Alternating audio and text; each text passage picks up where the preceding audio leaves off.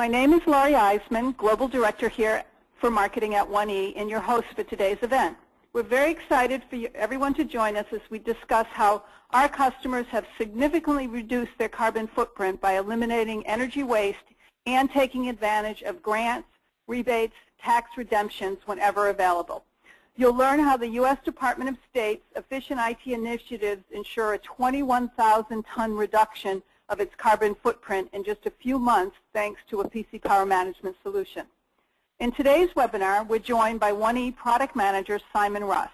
Simon has spent the last 15 years leading product management and strategy in global software businesses with the specific objective to work closely with customers, focusing on improving end-user experience of the business desktop, while understanding mobility requirements and helping the enterprise to save money through the smart use of IT.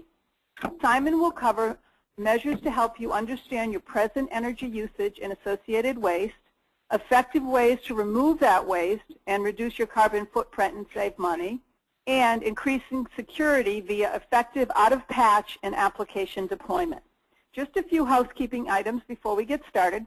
You'll see a question box on the right-hand side of your screen or in the upper right-hand corner if you're on a mobile device, where you can submit questions at any time during the presentation.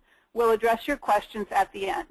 The session is being recorded, and you will receive access to the slides and the recording to view again or pass to your peers. With that said, let's begin. Simon? Thanks, Laurie. Welcome, everyone. I take great pleasure in being able to have the opportunity to talk to you today, and I really hope I'm able to provide some information that you need to help begin your journey of reducing your carbon footprint the easy way. So today, my plan is quite simple.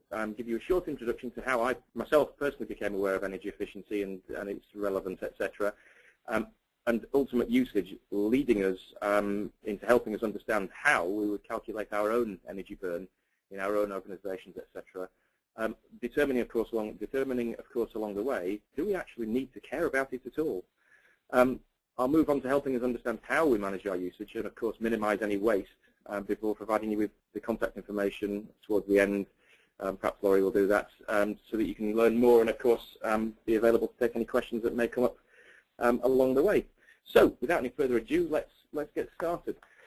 So, for me, 20 years ago, I completed my course at university and started my very, very first job in an IT business. It had a small office in a small business park it was probably amongst somewhere between 15 and 20 other small businesses doing various things that are less relevant, I suspect. There are two things that I recall from that particular business park, and one of them is what's showing on the screen right now. There were small laminated sort of cards or information pieces, instruction sheets, if you will, by every single light switch around the entire building.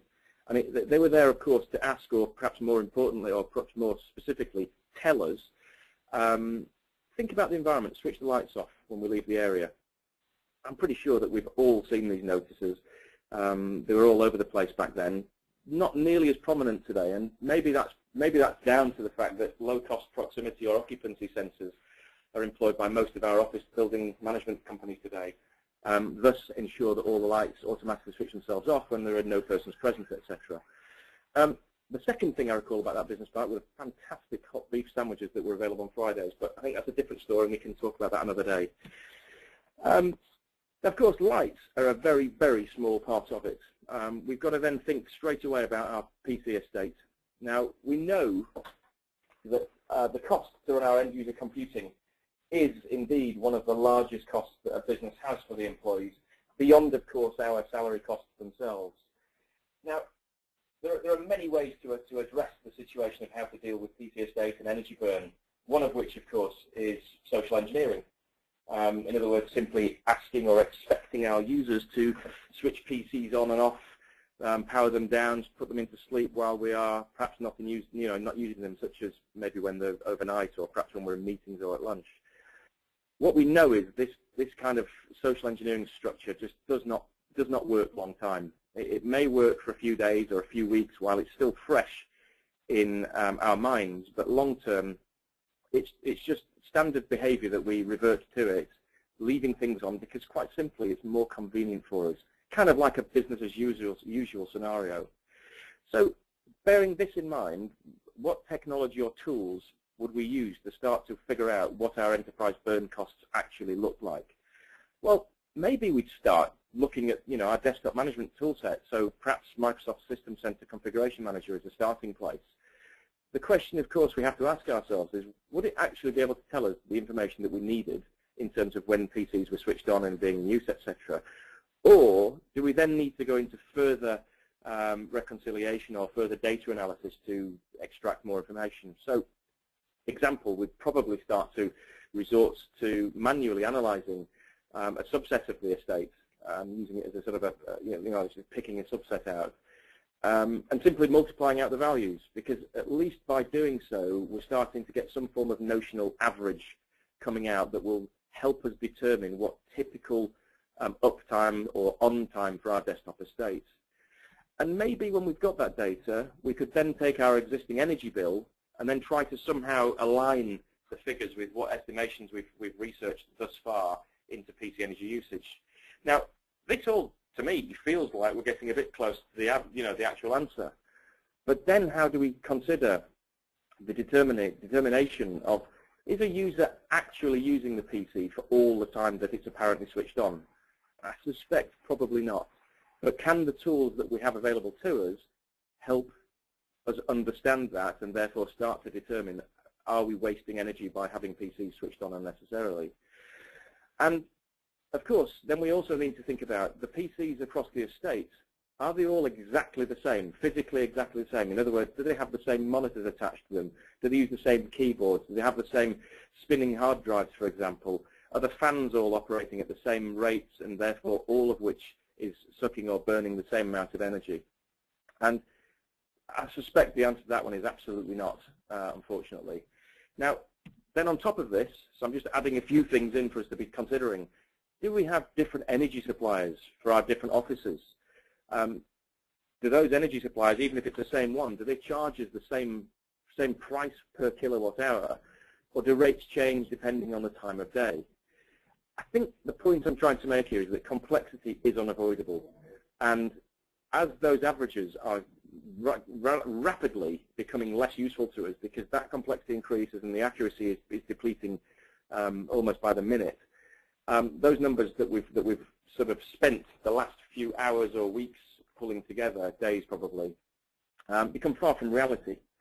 And as a consequence, we've expended an awful lot of energy to get figures that simply aren't accurate. And therefore it undermines all energy, all effort that we've spent in trying to calculate the data. Now, of course, on top of this, I would assume, I'm making an assumption here, that you're probably going to want to do this on a fairly frequent basis, for example, on a monthly basis, to start to understand, are we heading in the right direction for the sustainability requirements? In other words, are we starting to reduce our energy burn? In this manual mode that we're kind of depicting here, this is obviously a hugely time-consuming piece of work. And so, as a consequence, it really doesn't fit into a category of business as usual for us. Now, as we're thinking all this stuff through, we more than likely need to consider the fact that, energy costs are slowly dropping at this moment in time.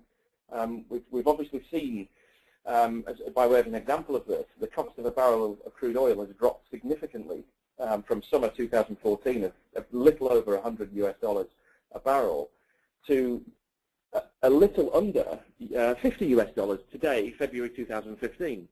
Now, and of course, the relative costs from energy providers, we're starting to see those beginning to drop from the beginning of 2015 also, maybe directly in line with this stuff. Granted, it hasn't been a huge drop for supply, but over time, it could well have a significant impact for us all in terms of reducing the cost of our energy. Of course, there is nothing to tell us that the cost of oil will continue to drop, but bearing in mind the fact that they are dropping, maybe we can sit back on our laurels a little bit and say, well, we don't need to focus on the cost of energy because it's dropping automatically for us. So if I sort of sit here on my hands, so to speak, and do nothing, I'm kind of saving money already by standing still. Well, let's just take a quick look at a graph. So I've got a graph here from the NASDAQ, which is just sort of pointing out that the price over the last 10 years of the cost of a barrel of oil. And I think the key piece of this slide is that it's extremely likely that the cost of that oil is going to rise again. it's unlikely to stay at present low price for very long. And if we see this, we see over time the increase of the price. And if I pop in a natural distribution curve, for example, or natural distribution line rather, we'll see that 10 years ago the barrel would cost around or just under $60 US. Today, if this line were true all the way through, then the cost should be approximately $105. So I think the point is we really need to consider the fact and somewhat believe, and I'm not suggesting you should believe, but I'm throwing that out there, that the cost will rise again soon to come back to quote-unquote alignment. Regardless, however, of the cost of energy, managing waste is, certainly my opinion, is just smart spend management, and hence it's great business sense. Being in a position to have managed out waste automatically can only serve to strengthen our business's proposition when it comes to operating costs, and when, perhaps not if, the cost of energy provision rises once again, our businesses are already in a position to be spending less in the first place, and therefore maximizing the opportunity or minimizing our costs downstream. And like I said before, it's smart business sense. And given that we do all have a responsibility to the environment in whatever shape or form we've decreed, by reducing energy usage, we're automatically reducing our carbon footprint. Hence, we're in a situation where we have a positive effect towards our social responsibility goals, whatever they may be for each of our businesses. Now, in East States countries, as Laurie suggested right at the beginning, there can be significant grants or rebates additionally available to businesses, so long as they can clearly demonstrate that they're not only thinking about corporate responsibility and thereby reducing their carbon footprint, but actively or actually actively taking matters into our own hands by employing the use of some form of energy management solution. So as an example to this, we worked recently with the DNVGL Energy in Ohio to enable our customers to reclaim $10 US per PC by simply demonstrating three things. Basically, the 1E solution needs to meet the network power management software criteria by, first of all, automatically controlling power settings of network PCs. Secondly, being capable of managing the power consumption per PC. And then finally, kind of wrapping it all together through the reporting of the energy savings achieved through 1 and 2. So, there can be significant options and options available to us to not, sort of in a way, double dip in some respects. So we have, a few customers. I've just listed 4 here, for example, who are already enjoying significant benefits through reduction in energy costs, but of course then with the subsequent reduction of their carbon footprint. So examples: Arup, the company that designed the Sydney Opera House, and also the company that you may know that built the Bird's Nest Stadium in Beijing for the 2008 Olympics. They found when doing their research that more than 25% of their PCs, their desktop machines, were left switched on over weeknights, so Monday through Friday, and just over 20% of those same desktops were switched on over the weekends. Hence, it was burning energy that just simply wasn't being used because the users weren't there. Our solution helped Arup make around a 33% cost reduction in their energy usage. And when we sort of calculate that back to our carbon footprint side of things, that represented some 440 tons of carbon dioxide per annum savings straight in just from making those simple tweaks to ensure that the PCs weren't burning power. Now, Dell, on the other hand, saved over $2 million per annum across just over 50,000 desktops. And they did that by, again, selecting the 1E solution over their existing toolset, which, I think in itself is a wonderful attainment, certainly for us at 1E, but because, Dell are clearly an organization who absolutely understand PCs and PC management. They were simply unable to achieve any of their any savings, and therefore were unable to attack their sustainability goals from a desktop perspective using standard tool sets. And they qualified the 1E solution with hardware sensors in labs to be able to prove to themselves that the data that we suggested that we could help them save, actually we were able to deliver against those promises. Lloyds Bank are another wonderful example. They wanted to reduce their carbon footprint and save money via their energy bill. They set themselves an aggressive target of reducing electricity consumption by some 20% by the beginning of 2013. So this is going back to sort of the mid-2013 incidentally. We want to save it 20% by the beginning of 2015, with further reductions of over 30% to be applicable by 2020. So significant goals they set themselves.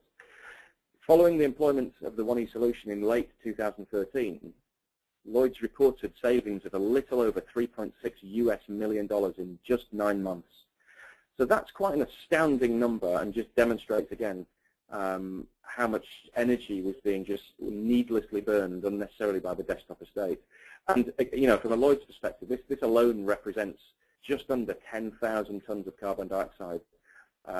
In turn, that saves around 1.1 million gallons of gasoline. And finally, Aviva, the world's 6th largest insurer, serving somewhere in the region of 5.5 million customers globally, use our solution to help attain their demanding sustainability goals. Staggeringly, they ascertained that 60% of PCs were left on overnights during the week, and just over 57% of the PCs on at the weekends. So together, representing something like 5 million kilowatt hours of electricity that was simply being wasted each and every year. As a result of using the 1E solution, Aviva has now slashed their carbon dioxide usage by just over 4,000 tons per annum. So this is all very interesting, Simon, but talk to me about the solution. So let's look at how such a solution works. Now, just before I sort of jump into some high-level details here, the enterprise class power management is much more to us than merely turning a PC off and back on again as and when it's required. And so as a result, our solution encompasses a minimum of 3 enterprise technologies: power management, wake-up technology, and a web wake-up technology. I'll touch on all 3 of those as we step through, and I'll also talk about some of the security benefits that come along as part of all 3 of those as well, certainly the first 2, power management and wake-up. So if we just look at a quick worked example, let's take a quote-unquote typical implementation where perhaps our working day begins at 7 a.m. Early for some, but let's just assume that's the case for now. Machines across the enterprise can be woken by the wake on LAN, so the wake up, it's known as wake up, at 7 o'clock, ready for the user to arrive in the office. And the point is that the PC is ready for action just in time for the user, so the user doesn't have to sit and wait for the PC to boot up, etc. Now, between the hours of 7 a.m. and 5 p.m., the technology will simply enforce a reasonable power policy, something that the IT organization perhaps has defined. And it's there to ensure that the screen and the PC both sleep during periods of sufficient inactivity, so for example at lunchtime or during meetings. However, the PC is available to the user at all times. Now, as we near the end of the day, so in the example that we have here around 5 p.m., the solution begins to determine is the user activity on the machine before performing any form of power management accordingly.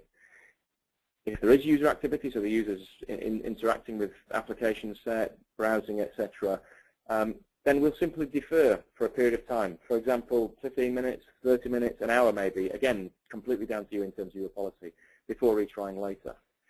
And then, again, according to the policy, in this case it's 7 p.m., the machines are effectively, can be powered down. And once again, this is assuming that there's no user activity. Although, again, should that user require or still be using the PC, at this time, rather than in the background, we'll just go back and wait for 15, 20, 30 minutes, what have you, they'll be politely asked via a pop-up that appears on the screen, the power policy suggests that this machine needs to go to sleep now.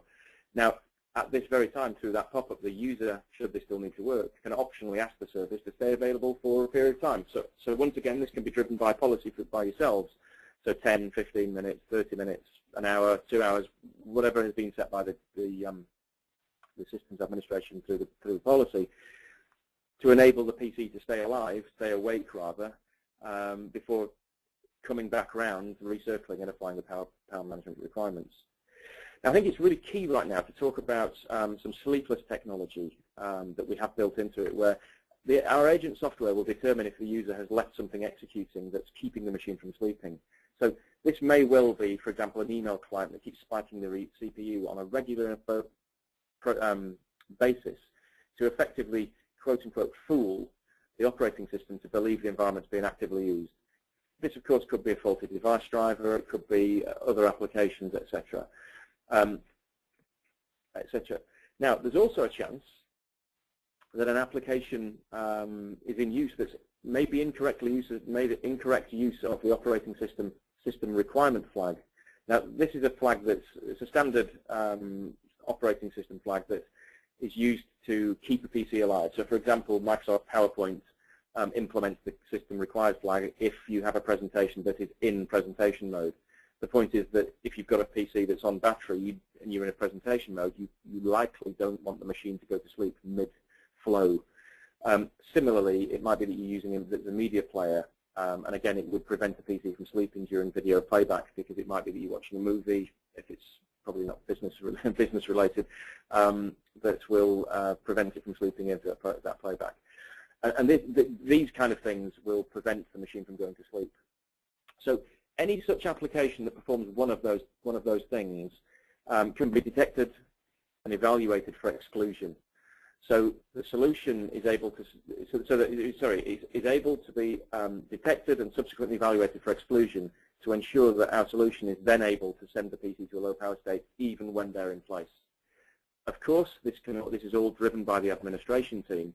So full reports of those applications can quickly be queried, and therefore anything that we as an administration team perhaps deem needs to be excluded from said list can then be added into the exclusion list, and then ensuring that the solution will not be kept awake by applications such as this unnecessarily.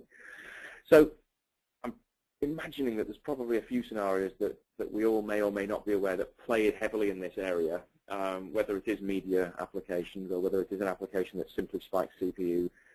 The question, of course, straight away becomes, well, how on earth would we locate such problems today without technology such as this to be able to go and report on that for us?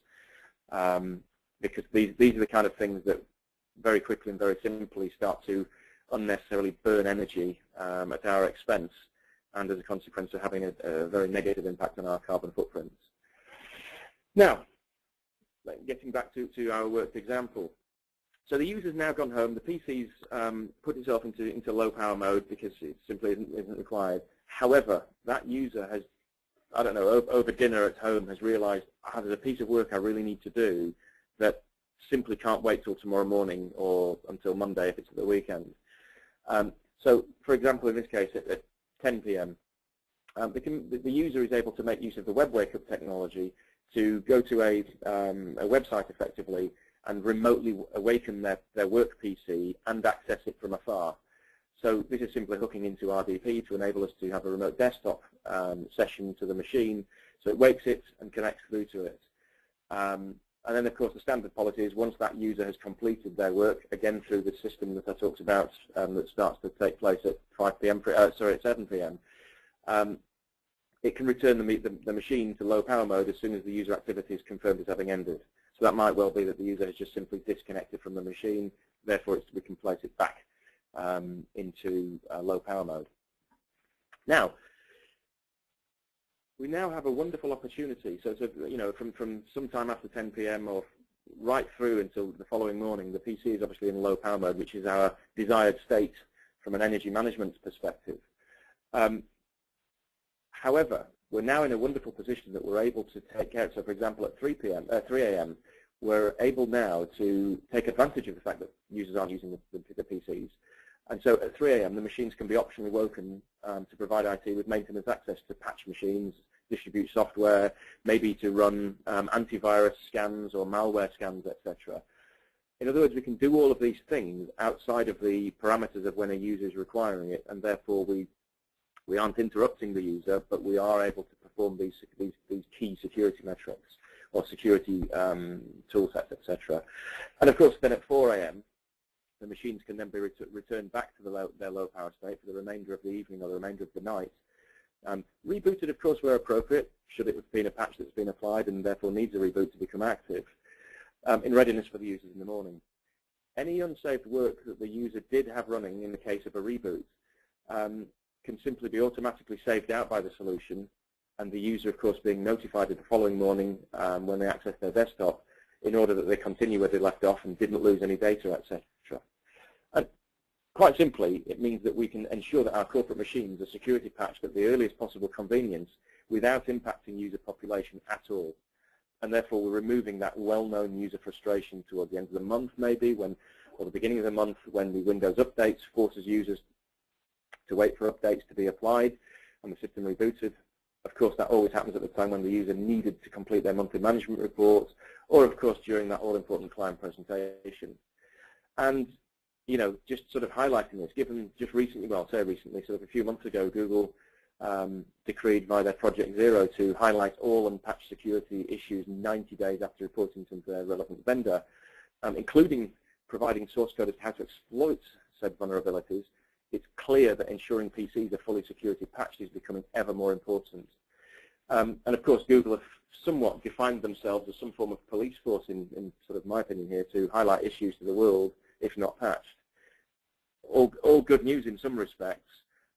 However, it is highlighting to us all the keenness that we must have to employ some form of solutions to ensure that our systems are indeed patched and always in optimum position from a security perspective.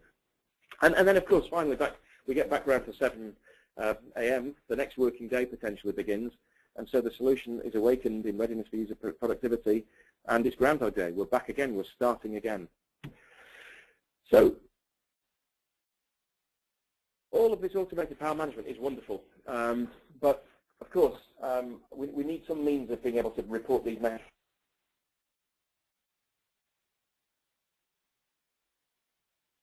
So the business requires some means of determining real-time snapshot of energy usage and therefore subsequent carbon footprint reduction.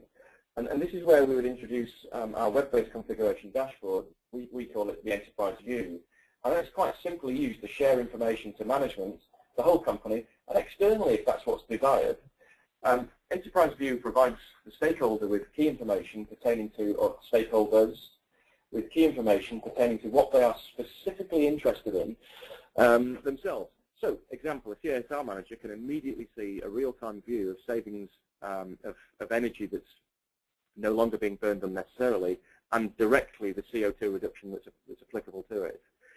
Often this helps organizations, of course, internally justify the solution from an ROI perspective. We found in large organizations, as an example, various groups across the business, so sustainability, facilities, even the executive management groups, all have slightly different requirements for an easy-to-use consume report that just gives them the ability to be able to, internally or externally, promote the initiatives that the organization has around energy and or sustainability. The Enterprise View dashboard simply meets the needs of those groups by providing a configurable set of tiles. So each of the things that you see here is a single tile. We can drag and drop these things in, make them larger if it's something that's more important to us, to meet our own specific objectives quickly and easily. So in conclusion, you know, I haven't used the word automation, but it's very, very clear that automation is key. Simply relying on users to help us save energy is just not enough overall, and will not enable us to reach our sustainability goals. However, the moment that we begin to automate the power state of our PC estate is the very moment that we begin to save an awful lot of money in wasted energy use, and therefore, by direct relation, make a significant decrease of our carbon footprints. Remember, we also mentioned the fact that there's a double bonus in that it is very likely that there'll be further benefits from energy rebates, further improving overall savings. I think as a note here, I did mention as one of the 4 sort of reference customers that I highlighted a few moments ago, the customer Lloyds Bank. So they had their determination of saving 20% of their energy bill through smart energy usage across the PC estate. Actually, as it so happens, the bank were more driven to be seen as a socially responsible business than they were to save money. So that $3.6 million US saving in 9 months was kind of a bonus that they could just pop in the back pocket and say thanks very much. It was really about the sustainability and reducing that footprint and being seen to be doing so. And finally, and by no means least, the power management solution from 1E will simply help you build upon your existing security toolset by ensuring that your enterprise PCs are awoken to drive patch management, for example, and patch themselves as part of the systems management requirements, quickly, efficiently, and I think most important of all in many respects, without impacting upon user productivity. So With that, I'm going to hand over to you to see if you've got any questions that I can help you with, and I'll just pop up the final slide, which is the information as to where you may want to go to find more information out. So with that, Laurie. Thank you, Simon. Yes, the last slide has Simon and my contact information. Please reach out if you have any additional questions, and we're happy to help you. And then I've included links to the solutions that we talked about and upcoming events and webinars, a link to that as well. And you will receive a link tomorrow to the recording and the slides to pass to your peers or review again. So with that said, I just want to remind you, if you'd like to ask a question, just submit it into the question box. And we do have some questions queued up, Simon, so I'll start with those. The first one is, what percentage of these savings, the savings you talked about from our customers, come from a fully functional SCCM using it or versus the 1E solution added to it? So running with SCCM. Sorry, do you mind just asking that question again? Yeah, what percentage of the savings are coming from, I guess the better way to word it is, if 1E solution running on top of SCCM, so if they were just using SCCM fully functional, would they be seeing the same savings, energy savings, versus what they see by putting our solution on top of SCCM? So, I mean, the quick answer is no. The obvious, as we start to dig in, is we would in essence, you'd be best positioned to trial it and find out, because each customer is different. I mean, we saw there from those 4 that there are very different data points in all 4 of them. So, you know, from Arup being, what, 25% of PCs left on overnight, right up to, which was the organization that had 60% PCs on overnight. So there you've got straight away systems, you know, SCCM, for example, or other desktop management solutions already employed to be, quote-unquote, managing the desktop estate. Clearly, they weren't managing the PC. They weren't powering the PCs down, etc. Likely because of the fact that they have this, you know, that sleepless stuff that I referred to a couple of slides ago. So I think I think it's fair to say there is no specific percentage that would hit that in play. It differs from client to client, in short. Slightly weak answer, but perhaps we could dig into that more on a one-to-one basis. Is there any functionality that 1E provides that SCCM does not, that you could just highlight? How do you mean? Any functionality that's, when you're adding the 1E solution, that's not provided in just using SCCM alone?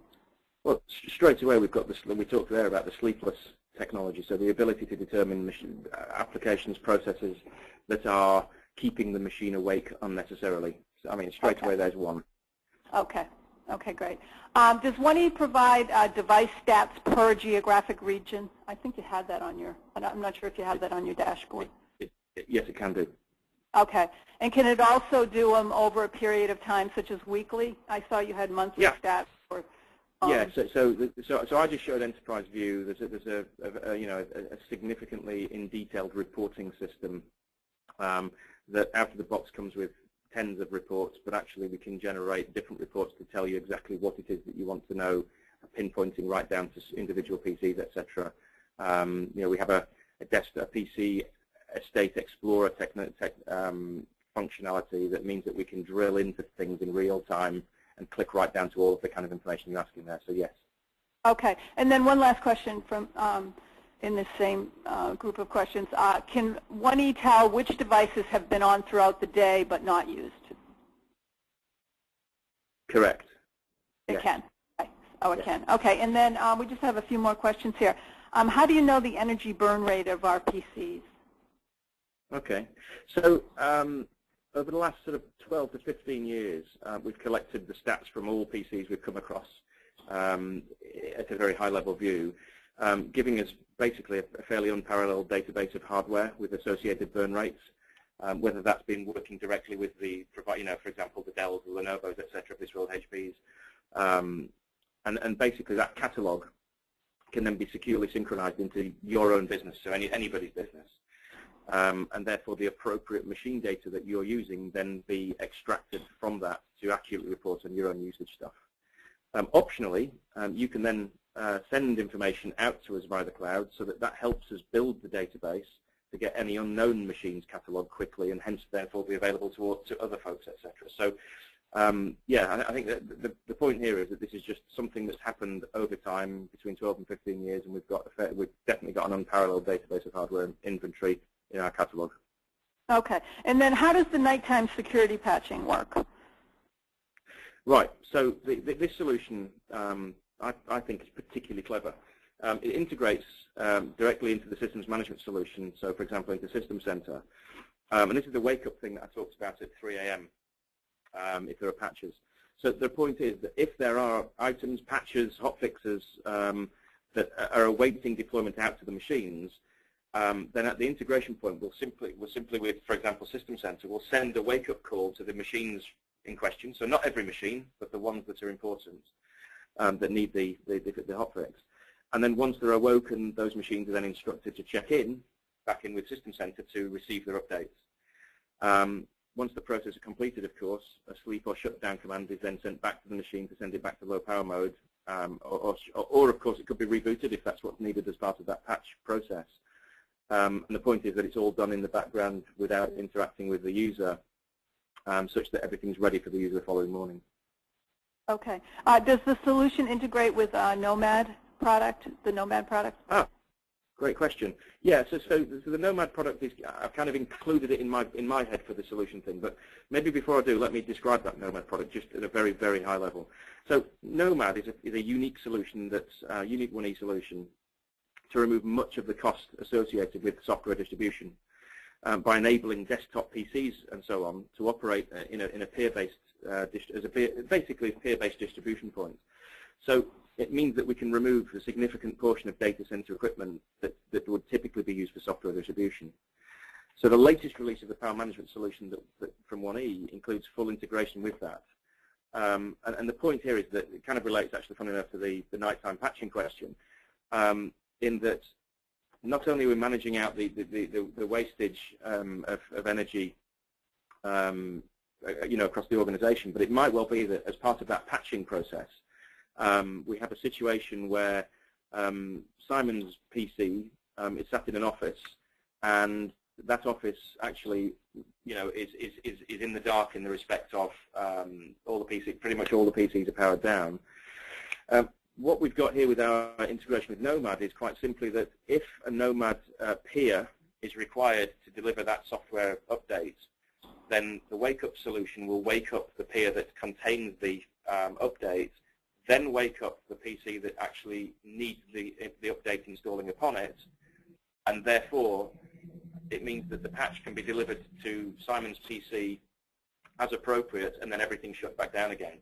So the point here is that all patching and backup, all patching can be done accurately in real time according to the plan, according to, for example, System Center, and then the machine shut back down again to ultimately maximize our savings across the estate and therefore reduce our carbon footprint even further. Wonderful. Okay, that's it. Great questions from our audience today. I want to thank you again for your participation and for joining us. And if for some reason you have a question that you didn't get to submit, just reach out to myself or Simon, and we'd be happy to get you the answer. And as a reminder, you'll receive a link to the slides and the recording of today's webinar tomorrow. That email will go out. We thank you again. Please keep an eye out for information on our next webinar, and we look forward to seeing you soon. Today's webinar.